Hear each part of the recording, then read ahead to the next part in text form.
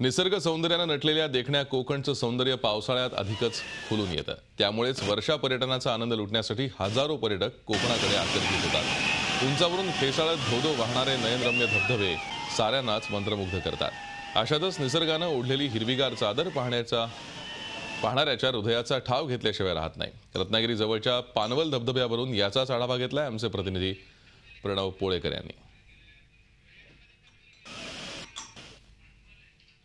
गेल्या 3 दिवसांपासून असा मुसळधार पाऊस पडतोय आणि मुसळधार पाऊस पडल्यानंतर हे धबधबे जे आहेत ते असे खळखळून वाहू लागतात आणि या धबधब्यांवर आनंद घेण्यासाठी अनेक पर्यटक रत्नागिरीकर या धबधब्यांवर येत असतात।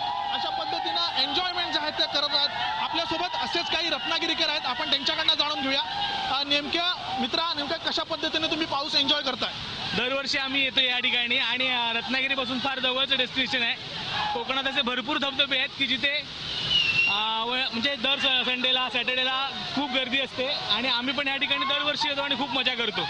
या मुलांसोबत काही या ठिकाणी महिलाही आहेत आणि मुली आहेत, आपण त्यांच्याकडनं जाणून घेऊया। कशा प्रकारे एन्जॉय करताय तुम्ही पाऊस आणि काय सांगाल कशा प्रकारे एन्जॉय करताय पाऊस?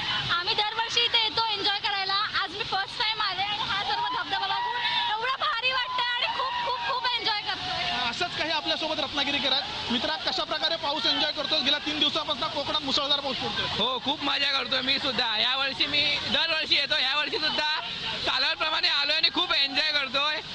असे अनेक धबधबे आहेत रत्नागिरीत, आम्ही दरवर्षी सगळ्या धबधब्यांना जातो। काय सांगशील कशा प्रकारे एन्जॉय करताय?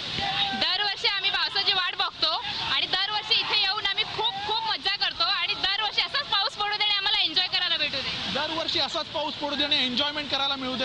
कोकणातल्या अनेक धबधब्यांवर असंच चित्र सध्या तुम्हाला पाहायला मिळेल। व्हिडिओ जर्नलिस्ट निलेश कदमसह प्रणव पोळेकर, झी मीडिया, रत्नागिरी। झी 24 तास रहा एक पाऊल पुढे।